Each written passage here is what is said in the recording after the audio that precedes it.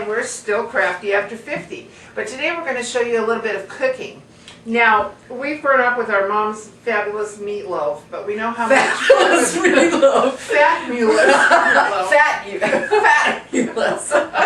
Well, and so what are you going to be showing us today, Chris? Okay, so she had this great recipe, but it was, I think it required, you know, like the cheapest cut of hamburger that you could get. It was like 50% fat. It had cream, eggs, white bread. And so what we're going to do is just take that recipe and actually convert it to turkey meat. Help it up a little bit. Right. So if you have a recipe from your mom, great, stick to it and just convert it to turkey. And then we're going to show you some vegetables and herbs that you can add to it, because sometimes turkey's on the considered bland. It's a good base, and then you can add anything you want to. Right. But this recipe is great if you go to our website. It is a great recipe. If you don't have one, this is a good starter recipe. It's fabulous. And this is neat, so you can make it into a loaf. And look how cute these are. So what we thought was, like, you know, when you're feeding your parents and all, you know, and you go away for the weekend, we thought, well, let's make some little individual ones here. And this is great for portion control. People that are on Weight Watchers, dietary, you know, but where size counts there. And so we're just going to pop these in the freezer and take out what you need. Grandkids, parents, whatever, they can just microwave them as they need them. It's a great little idea. So okay, so let's get started. Okay, great. These are just ideas. So if you need to spice something up or leave salt out, go ahead and do it. So what I've got here is a carrot that's been grated, 1 onion, and 4 cloves of garlic. Now I sauteed this ahead of time. Okay, and now I've got fresh breadcrumbs here. This is whole wheat breadcrumbs, kind of substituting my mom's white bread there.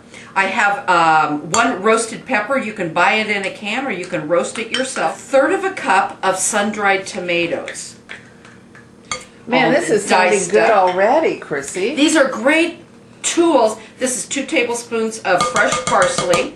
And these are adding vitamins but not adding calories. This is some 1/2 cup of sunflower seeds, toasted sunflower seeds. Any kind of seeds would go well. Nuts, I've used pine nuts, are really great. Now, how much turkey did you start out with? That was 2 pounds. That was 2 pounds. And that'll make a loaf. That's and going to make of the. that's going to be a full loaf, and 4 little ones or whatever you would like. Okay, I'm going to go with 2 teaspoons of salt. If you want to cut back on this, that's great. This is a fabulous recipe. So this is basically a dump meatloaf. It's whatever you want in there. A tablespoon of Worcestershire sauce. We're just trying to put a lot of flavor in because we've taken the fat out. And so a tablespoon of Worcestershire sauce, a teaspoon each of oregano, Italian seasoning,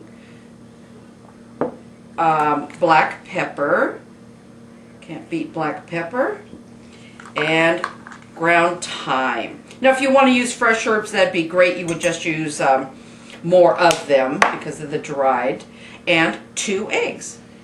Now, could you use, do you think, like egg beaters or something like that, an egg substitute? You sure could. You sure could. And if you want to cut back to 1, this recipe really holds together. That egg is just as a binder. So you might, if you don't, sorry. Normally I do this with my hand, but we're trying to look like the health department's like watching over us. So I'm just going to mix this up. Lots of beautiful colors. Oh yeah, this is going to be great. That's flavor without adding a lot of, with no extra fat. Those sun-dried tomatoes are really going to add a great flavor. You could put Kalamata olives. You could make a Mexican meatloaf. Ooh, but this is just a great base. I'm just showing you, hey, add nuts, herbs, vegetables. And this is a great way to sneak some veggies in to your loved ones there. Okay. Okay, I'm just going to spray my pan here. And like I said, I think these little meatloaf, these little muffin tin size really work great. In the freezer, uncooked. And then when you need a meatloaf, you can cook it up fresh. If you need meatballs, this rolls into meatballs just beautifully, you could see. And then just bake them up. Put a little mushroom sauce on them. It's very versatile. And then so what do you cook it at, Chris? It's at 350 for about 50 to 60 minutes. And then you're ready to go, huh? Yes, exactly. Excellent. This is just an idea Very good. on how to convert that recipe. And like I said, Excellent. a lot of vegetables. And this is a great recipe. And it will be on our website, Still Crafty After 50.